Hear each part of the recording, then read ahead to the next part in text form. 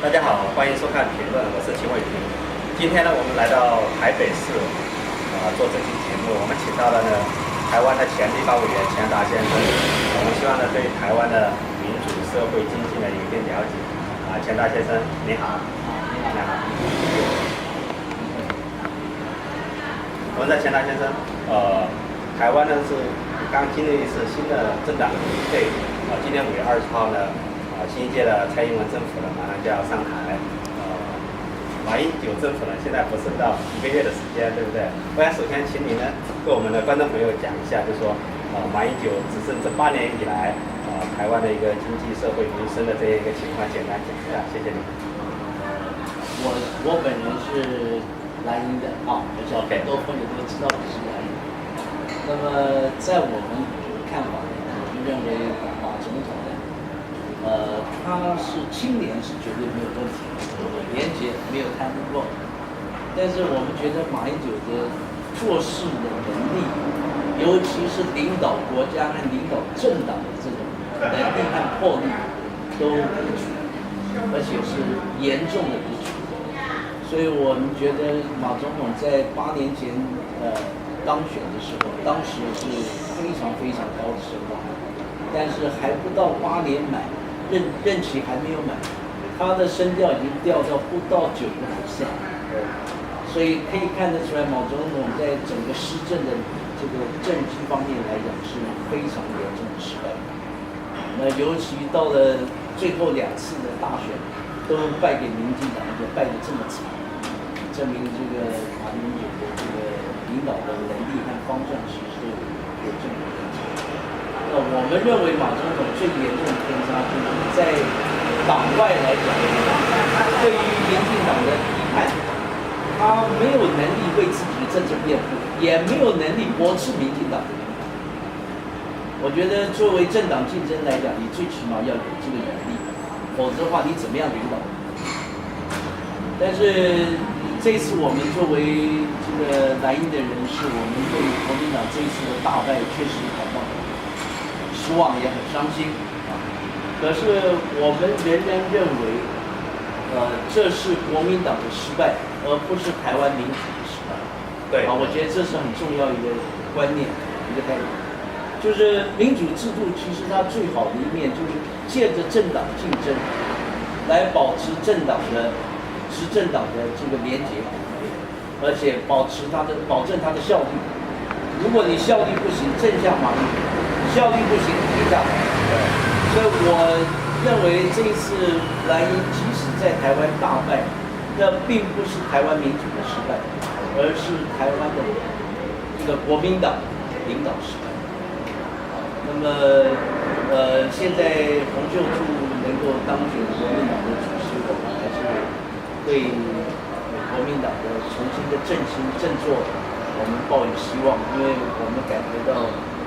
洪秀柱在这么长时间来，究竟是国民党在党中央当中一个真正有心要救党救国的重要的人。谢谢你给我们的解读。那我们在想呢，在生活在海外的华人，包括生活在中国大陆的很多华人朋友来说呢，台湾呢一直是我们心中的一个民主世界的一个灯塔。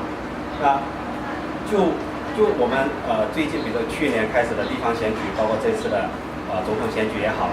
国民党大败，你刚才分析的可能不是他像之前可能出现一些贪腐的行为，是很清廉，但是他执政能力有问题。所以呢，民众呢用选票把他们选下来，然后希望于新上任的民进党，然后蔡英文总统这样，对不对？但是我们也看到，就是说，在去年，发生了一个震惊全世界的一个事件，就是太阳花运动，围攻立法院，这样一个行为，这样的行为应该跟执政能力是有相关，或者说它是民主。社会的某一个环节出现问题，您本人之前也是担任过立法委员，我想就这一事件，您有给我们是怎么样一个看法呢？谢谢您。我觉得马总统无论是领导中华民国或领导国民党的失败，最大的几个重大的缺失，就是首先在陈水扁执政的时候，他借着在教育部以外另外承认一个非法的机关，叫做教改会。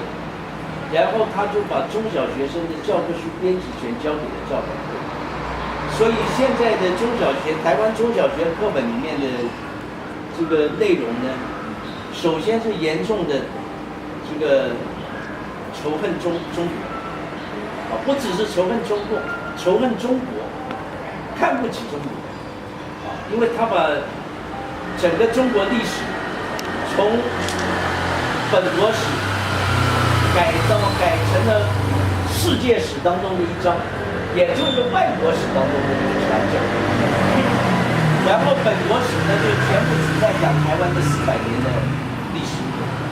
那在这个历史当中，他还把中国的文化这个评价写成，基本上认为中国的整个中国文化的评价腐朽、落后、专制、腐败。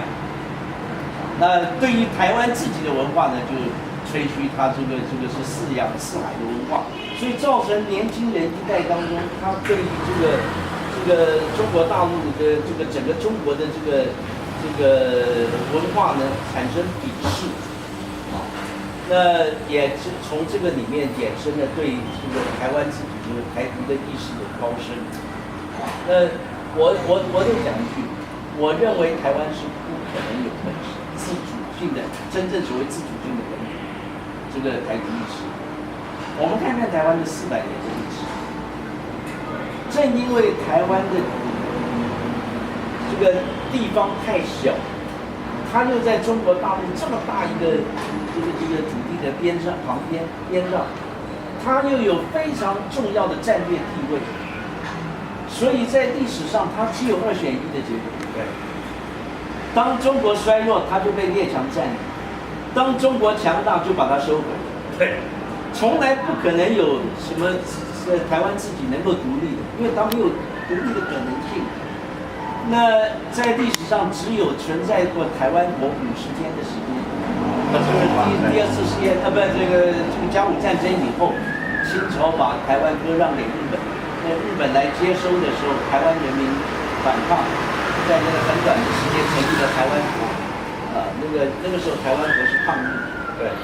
但是现在的台独势力，它不靠美国，不靠日本，它有可能独立，所以台独势力都是非常清楚的、强烈的亲日和媚日，这是必然现象。所以对这种现象，非常不健康的事情，包括所有对于这个中日历史的阐释，把这个日本人占据台湾的时间。台湾的中小学生教科书一定要把它写成日治，而不是日据，还要把台湾的慰安妇被日本人真正在第2次世界大战时候争取做慰安妇的10几20万的这个台湾妇女，说他们是不能说他们是被强迫的，啊，就是说的他们被强迫就不合史实，歪曲也是歪曲，完全扭曲历史，对不对？那我们看到那个蔡英文主席，他讲老实话，他在竞选的过程当中，他依照向台湾的人民保证也就是，只要我们执政，中共拿我们没办法的，这个老百姓放心。现在看他当选以后，大家都在担心他520到底要怎么讲。对，这是一个焦点。因为今天来讲的话，我们觉得很可惜的一件事情，就是其实在8年以前，马总统刚刚上任的时候。那个时候台湾还有相当比较强、相对的比较强的实力，比起中国。对，在那个时候，我们认为马英九应该公开的向全世界宣称，我们一定跟中国大陆做良性互动。可是我们期待中国大陆尽早的民主化，因为你的民主化对两岸和平是最高的保障，对全世界也是一个安定的力量。但是马总统在当时没有讲这个话。等到今天民进党要上台了，台湾跟中国大陆在实力相比上面已经弱化非常多。你像蔡英文在选举前态度这么坚决，痛骂国民党跟中国共产党勾结，表示他们上台以后对中国大陆就要怎么样强硬。他真的是在当选，520还没到，看到他到现在都不敢讲话。这就是民进党执政的过程当中，他借着国民党的软弱，把国民党给打垮。可是他上台以后，他立得起来，我们等着看。这是一个对台湾民主现实的一个很有趣的一个节目。他在去年呢，在美国华盛顿呢，也是见到了一个现任，他是现任的南印度总统的公主之政，也是前任的驻美代表。然后他跟我讲了一个观点，就是说，台湾政府经常讲一个不统不独不武这样一个说法。他跟我说呢是，不统，是说给美国人听的，而不独呢是说给大陆人听的。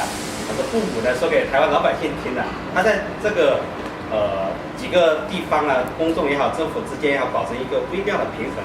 他希望呢，就是说维持现状是最大的一个利益，对不对？那我们知道，在台湾，它经历过一个经济的高速发展。之前呢，台湾的生活水平也是比较低，对不对？曾经也是亚洲4小龙，经济是一个高速成长的一个经济体。那最近一些年来，基本上停滞不前。你刚才讲就马英九还有一个的政策，对不对？它的经济方面，说实话，表现应该是比较不好了，对不对？但对大陆的依赖也是越来越严重，对不对？而且大陆呢，说实话，在跟台湾的经贸交往中呢，还是很多非常多的特别支持的政策。台湾对大陆的一个贸易来说，基本上每年是巨额的一个贸易顺差。特别像普通老百姓可能感受到了一个旅游经济，对不对？这么多的一个大陆观光客，对台湾的经济应该说有相当直接的一个带动作用，对不对？所以，那现在问题来了，就是新政府上来之后，对不对？在政治上你会不会表述有一些变化，对不对？这是第一个问题。第二个，经济上你会不会有什么更好的牌去做？那如果说你，因为现在大陆是你一个很重要的贸易合作伙伴，对不对？如果说一旦失去这样的一个合作伙伴，或者这种合作出现下降的时候，台湾的基本的一个经济发展怎么保证？然后民众的满意度是怎么去协调？然后会不会有其他的如果经济甚至大幅下滑，会不会引起政局的一个变化？因为政党选举很快又来了嘛，对不对？在这方面你是怎么看？我认为，虽然今天的台湾的比起中国大陆的实力比当年弱化了很多，对，但是我仍然认为，蔡英文这个当选这个中华民国总统，他该讲的话，我诚实讲，我仍然认为跟当年马总统是一样。你还是应该讲出来，我坚决跟中国大陆做建设性互动。对。而且我觉得他应该明确讲清楚，我不会走这种方式。对，讲清，同时对中国大陆讲清楚，我还是期待你尽快的退出。因为这个话讲起来，你讲台独的话，中国大陆不能接受，国际间也不会同意，因为大陆国际间都知道，任何台湾如果提出台独议题的话来讲。中共可能马上会跟美国卷入战争的危机当中，那美国也不会让台湾宣告台独。那你不如明确的说，我不会走台独。因为我讲老实话，说实话，台独在历史上不可能，在未来也不可能。而且我从来都反对台独，我基本反对台独的原因，不是因为我是统派。我反对台独的原因，是因为我从早就认定，台湾独立对台湾绝对没有利，不论短期长期都没有利。所以，但是，这个目前的蔡英文当选以后，他就会仍然现在马英九当年的状况之中，因为他过去的印花他不敢讲。对。那现在。该讲什么话呢？要真正讲软话的话呢，他讲出来又会被民进党甚至绿营现在有另外一股力量，叫做时代力量。对，时代力量可能会趁这个机会严厉的批判他，而抢夺整个绿营的这个地盘啊，这个票仓。所以他也面临了很多的危机。所以讲老实话，就从各方面都证明，马英九在过去态度。因为不够明确和坚决，那蔡英文今天同样的现在同样的困难当中，其实我觉得马总统当年应该讲的话就是，我们一定要跟中国大陆合作，对双方都是有利的。对。可是我们不会走台独路线，我们期待的是在中国民主化我们中国在自然的情况下融合和重新回归。对对，这是我期待的。对对，谢谢。这可能是一个比较自然的过程，然后包括海外华人也好，中国大陆的13亿民众也好，可能会比较乐见这样的一个状况。毕竟据我所知，像台湾独立呢，一个方面是有没有可操作性，第二个可能确实这种民意基础可能也需要去讨论，无论是在台湾本地，还是说中国大陆，还是海外华人群体之间。因为我们知道民主社会，大家所有的政府官员，包括最高的领导人，包括各级立法委员，包括下面的官员，主要行政官员，都是通过选票上来的。对。那选票是有一个很重要，就每个人都有投票的权利，对不对？那大家可能会关心老百姓的本身的诉求。那当初像陈水扁他们上台的时候，他们可能会就是台湾本土的这种意识的高涨，对不对？打这种牌可能会赢到选票。那赢到选票上台之后呢，他们有一个综合的考量，现实利益的考量。那不光是在台湾，其实在比如说美国这样的民主国家，很多比如说政客议员去选举之前，也会很多承诺啊，然后我怎么样，为了拿到票，比如说你是亚裔的或者非洲裔的，我会怎么样？对于移民政策怎么样，对不对？但是一旦他真的上来之后，他可能会做很多现实的妥协。那可能有些人工作也很不满意，那对不起，下次选票的时候可能把他选下来。那有一些大家知道，那政客他的口才都非常好嘛，对不对？他会讲一些漂亮的话了，就可以混过去了。下次还是选，因为有时候觉得选来选去，就像你刚才讲的，好不容易民进党不行吧，陈水扁选呀，我选个马英九，对不对？大家高高兴兴的，发现还是不行嘛。那这4年不行，但是第2次选的时候，他还是上去了，对不对？说明他选举的技巧或者怎么样是比较高，对不对？赢得了民众的信任。但是再4年下来，民众发现，对不起，我不能再信任你了，因为真的很糟糕，我的现实生活也很糟糕，对不对？我并没有多大的改善，经济状况也好，或者社会环境也好，对不对？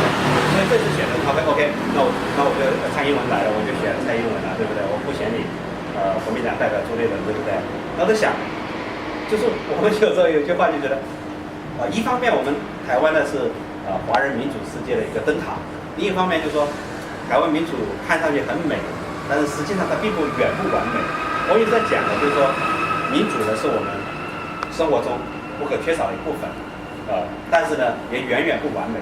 可能是无论是在什么样的国家，比如说威权国家也好，民主国家也好，人性都是一样的，都是贪婪的。在没有制约的时候，他可以做很多事情，比如说不负责任也好，或者说甚至贪污腐败也好，都会存在。那作为民众来说，我们可能都要时刻警惕我们的政府。对，这几天很有意思，我在看台湾的电视节目，一些社会新闻，我蛮关心。然后发现也有很多比如说大陆其实在大陆被老百姓就是说很诟病的这样一个事情，比如说一个老太太摔跤。